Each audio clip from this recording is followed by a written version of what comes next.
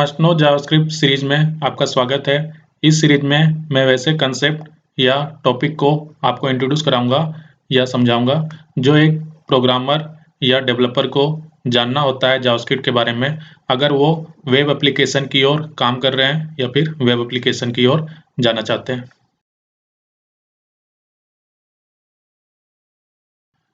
Web application programming में ये सबसे बड़ा डिमेरिट है कि event by default bubble up हो जाता है।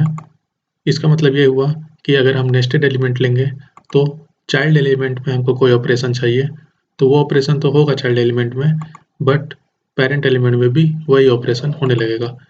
तो आइए एग्जाम्पल के साथ समझते हैं। तो यहाँ आप देख सकते हो नेस्टेड एलिमेंट लिया गया है, बॉडी है, उसके अंदर डिव है, उसके अंदर स्पैन है और उसके अंदर बटन है। तो हम क्या करेंगे, सबसे पहले हम बटन में क्लिक करेंगे। तो बटन में क्लिक होने के बाद यहाँ का ऑपरेशन चलेगा जो कि आप देख सकते हो, अलर्ट बटन ट्रिगर्ड। ओके, अब क्या होगा, यहाँ पे इवेंट ऑकर हो जाने के बाद वो इवेंट स्पैन पास जाएगा और स्पैन में क्लिक इवेंट करेगा, ठीक है, जिसके कारण उसका ऑपरेशन होगा अलर्ट स्पैन ट्रिगर्ड। ओके, फिर उसके बाद स्पैन से वो डिव में चला जाएगा और फिर डिव में क्लिक इवेंट ट्रिगर होगा डिव ट्रिगर्ड। ओके, फिर उसके बाद बॉडी में चला जाएगा, आप देख सकते हो बॉडी वाला फिर ट्रिगर्ड हो जाएगा। और यहाँ पे एक चीज़ और नोटिस करो कि अगर आप इस पे क्लिक करोगे इवेंट को डिव में, तो डिव वाला प्रिंट होगा डिव ट्रिगर्ड और उसके पेरेंट वाले बॉडी ट्रिगर्ड होंगे, लेकिन हाँ यहाँ चाइल्ड ट्रिगर्ड नहीं होगा, ठीक है। इसका मतलब ये हुआ कि जहाँ आप ट्रिगर्ड करते हो उसके ऊपर वाले सारे ट्रिगर्ड होंगे टिल डॉक्यूमेंट। जब आप वेब एप्लीकेशन बनाते हो तो दो फेजेस क्रिएट होते हैं अगर आप नेस्टेड एलिमेंट्स में चाइल्ड एलिमेंट को इवेंट क्रिएट कर रहे हो। तो वो दो फेज क्या है, तो वो दो phase basically event bubbling phase होता है और इवेंट कैप्चरिंग फेज होता है। इवेंट बबलिंग कंसेप्ट आता है जब इवेंट क्लिक करेंगे चाइल्ड में तो इवेंट प्रोपोगेट हो जाएगा child to parent, parent to grand parent till document. और अगर हम इवेंट कैप्चरिंग किए तो कैसे प्रोपेगेट होगा इवेंट, सबसे पहले रूट होगा, उसके बाद उसके नीचे का, फिर उसके नीचे का, उस तरह से चाइल्ड एलिमेंट तक जाता है। तो ये दोनों प्रोपेगेशन को हमको रोकना है, ठीक है।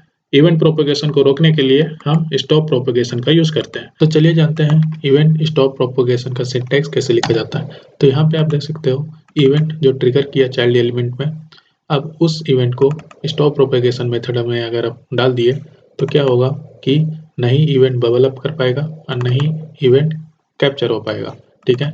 कहने का मतलब ये हुआ कि नहीं event parent to child propagate हो पाएगा, नहीं event child to parent propagate हो पाएगा। तो इसे कहते हैं स्टॉप प्रोपेगेशन। तो इसका एक एडवांटेज है कि ये सेम इवेंट को दोबारा ऑकर नहीं करवा रहा है, बट अगर इवेंट का डिफ़ॉल्ट एक्शन है तो उसको वो स्टॉप प्रोपेगेशन नहीं कर पाएगा, उसके लिए हम प्रिवेंट डिफ़ॉल्ट कर लेते हैं।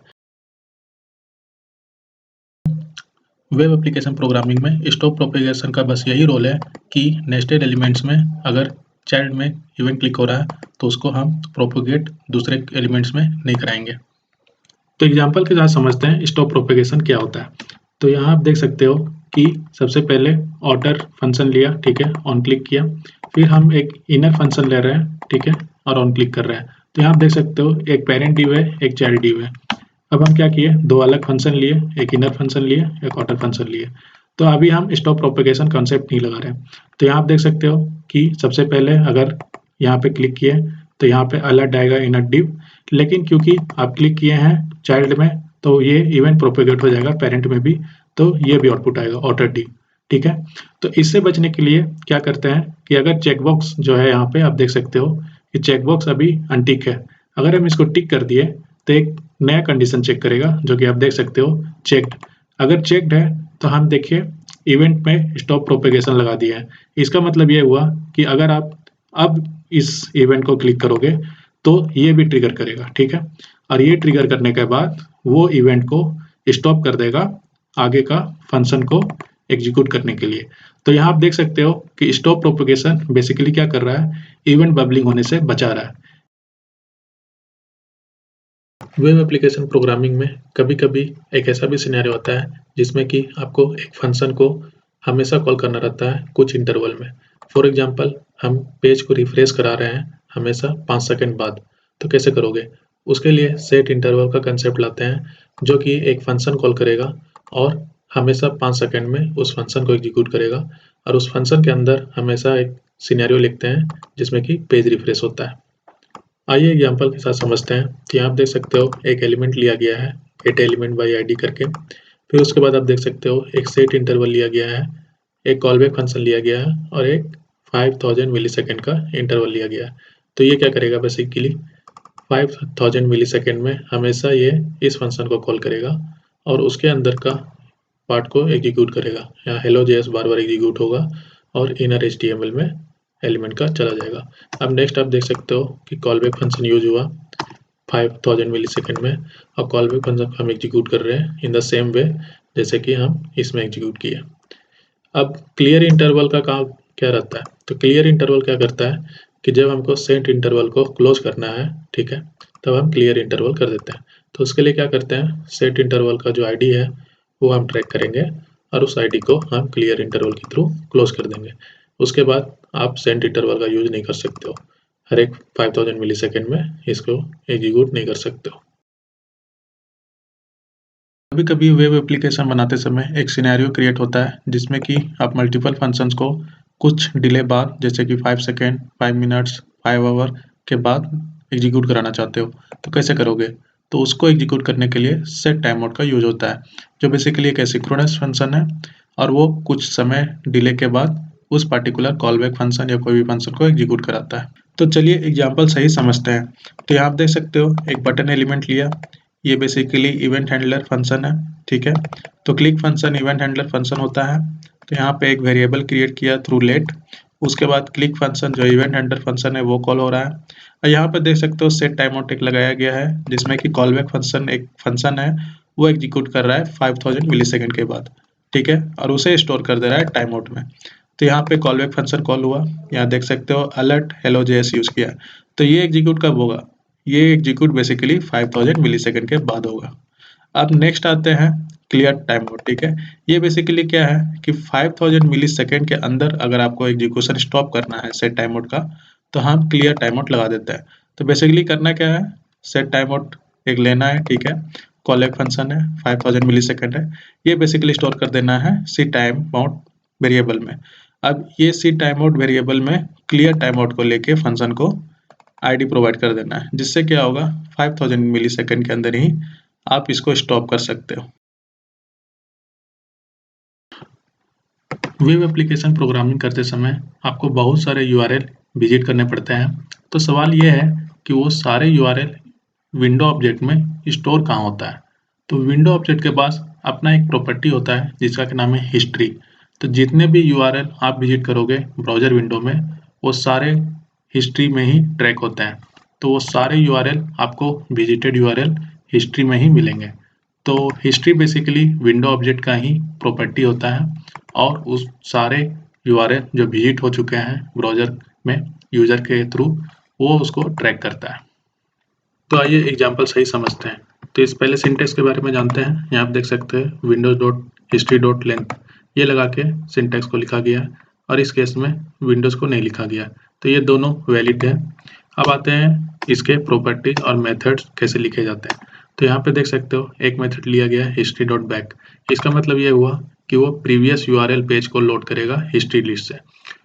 हिस्ट्री डॉट फॉरवर्ड का मतलब ये हुआ कि वो next page URL history list में जो है उसको वो लोड करेगा। हिस्ट्री डॉट गो का मतलब ये हुआ कि वो स्पेसिफिक यूआरएल जो कि पेज है हिस्ट्री लिस्ट में। और हिस्ट्री डॉट लेंथ का मतलब ये हुआ कि वो सारे यूआरएल जो विजिटेड है यूजर के थ्रू ब्राउज़र में, तो वो सारे यूआरएल का लेंथ को ये ट्रैक करेगा हिस्ट्री डॉट लेंथ। जब आप वेब एप्लीकेशन क्रिएट करते हो तो सवाल है कि जब आप करंट पेज में काम करते हो करंट यूआरएल पे, तो उस पेज को कौन स्टोर करता है? तो आइए समझते हैं। तो विंडो ऑब्जेक्ट के पास अपना एक प्रॉपर्टीज होता है जिसका कि नाम है लोकेशन ऑब्जेक्ट। वो बेसिकली करंट यूआरएल के सारे इंफॉर्मेशन को स्टोर रखेगा। तो आइए एग्जांपल सही समझते हैं। तो यहाँ आप देख सकते हो दो सिंटेक्स यूज किया गया है। पहले सिंटेक्स में हम विंडो डॉट लोकेशन कर रहे हैं और दूसरा सिंटेक्स में विंडो को हम कंसिडर नहीं कर रहे हैं। दोनों केस वैलिड है, हम दोनों इस तरह से लिख सकते हैं। अब आता है ओरिजिन। तो ओरिजिन क्या करता है?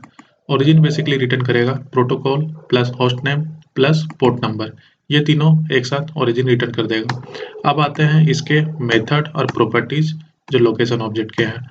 तो सबसे पहला मेथड है असाइन। असाइन क्या करता है, नया डॉक्यूमेंट को लोड कर देगा। रिलोड का क्या काम है, जो करेंट डॉक्यूमेंट है उसको रिलोड कर देगा। रिप्लेस का क्या काम है, जो करेंट डॉक्यूमेंट है उसको रिप्लेस करेगा नया डॉक्यूमेंट से। अब आते हैं प्रॉपर्टीज में। तो href का क्या काम है, जो करेंट पेज है उसका URL भेजेगा। होस्टनेम का क्या काम है, जो डोमेन है वेब होस्ट का वो भेज देगा रिटर्न में। फिर पाथनेम क्या करेगा, जो फाइल और पाथनेम है करंट वेब पेज का वो भेजेगा। और प्रोटोकॉल होता है जो वेब प्रोटोकॉल करंट पेज का होता है, फॉर एग्जांपल HTTP या HTTPS, वो ऐसा भेज देगा एज ए रिटर्न उस पर्टिकुलर पेज का। एक केस स्टडी लेते हैं जिसमें कि ब्राउज़र या फिर यूज़र एक पर्टिकुलर थिंग के लिए रिक्वेस्ट कर रहा है सर्वर को। वो पर्टिकुलर थिंग वेब पेज हो सकता है या कोई भी इन्फॉर्मेशन। तो होता क्या है कि जब वो वेब ब्राउज़र रिक्वेस्ट करेगा सर्वर को, तो हर एक रिक्वेस्ट को सर्वर ट्रीट करेगा एज ए न्यू यूज़र। तो क्यों करता है, क्योंकि वो रिक्वेस्ट सर्वर को जा रहा है तो वो रिक्वेस्ट हमेशा नया होता है और उसके साथ आप कुछ अटैच नहीं करते हो, जिसके कारण सर्वर क्या होता है, रिकॉग्नाइज नहीं कर पाता है कि वही ओल्ड ब्राउज़र है या यूज़र है जो मुझे पहले भी रिक्वेस्ट भेज चुका है। तो उससे बचने के लिए क्या करते हैं, कुकी कंसेप्ट लगाते हैं। कुकी कंसेप्ट क्या होता है कि जब सर्वर रिस्पॉन्स करेगा तो उस रिस्पॉन्स में हम एक कुकी ऐड कर देंगे उस पर्टिकुलर ब्राउज़र में, और अगला बार अगर वो ब्राउज़र रिक्वेस्ट भेजेगा तो हम उसी कुकी को एज ए यूज़र इन्फॉर्मेशन समझ के भेज देंगे सर्वर को। तो सर्वर देखेगा कि ये वही यूज़र है जो मुझे पहले भी रिक्वेस्ट भेज चुका है, तो वो ईजिली उसको रिस्पॉन्स दे देगा और उसको ट्रीट करेगा ओल्ड यूज़र। तो चलिए एग्जाम्पल सहित सिंटेक्स को समझते हैं। तो यहाँ देख सकते हो सिंटेक्स लिखा गया है डॉक्यूमेंट डॉट कुकी। इसका मतलब ये हुआ कि जो वेब पेज का डॉक्यूमेंट ऑब्जेक्ट मॉडल होता है उस डॉक्यूमेंट ऑब्जेक्ट मॉडल का प्रॉपर्टी होता है कुकी। ठीक है, अब इसको क्रिएट करने के लिए हम नेम वैल्यू पेयर लेते हैं, जिसमें कि नेम यूजर नेम है और JS वैल्यू है। जावास्क्रिप्ट वेब एप्लीकेशन में cookie basically small data information होता है जो कि एज ए टेक्स्ट फाइल में स्टोर होता है और उसको हम वेब ब्राउज़र में ही स्टोर करते हैं। बट कुकी को हम एज ए रिक्वेस्ट में साथ में भेजते हैं सर्वर को, ताकि सर्वर को पता चले कि ये कौन सा वेब ब्राउज़र कौन सा यूज़र उसको रिक्वेस्ट भेज रहा है और वो उसके हिसाब से रिस्पॉन्स दे।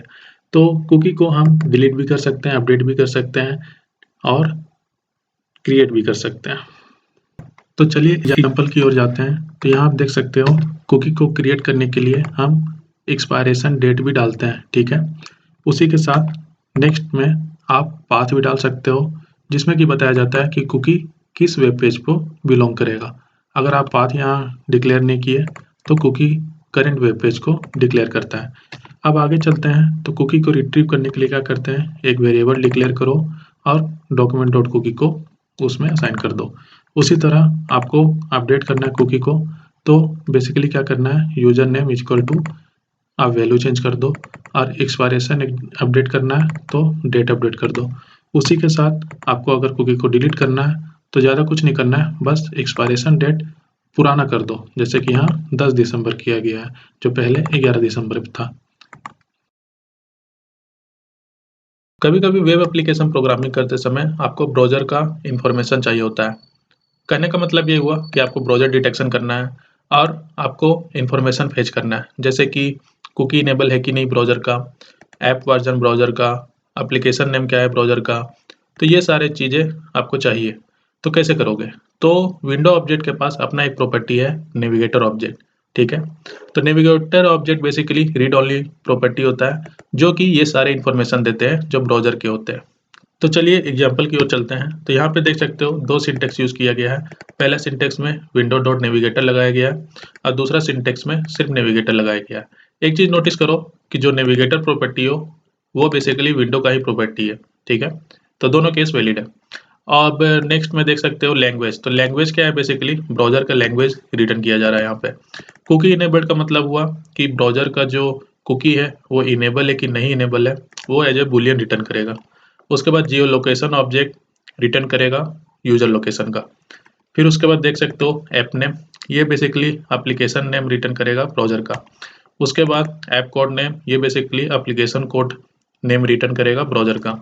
उसके बाद एप्लीकेशन वर्जन जो ब्राउज़र का है वो है सो ऐप वर्जन के थ्रू रिटर्न करेगा। उसके बाद प्लेटफॉर्म क्या है ब्राउज़र का वो रिटर्न कर देगा। और इस तरह से आप देख सकते हो कि ये सारे प्रॉपर्टीज रिटर्न करेंगे थ्रू नेविगेटर ऑब्जेक्ट।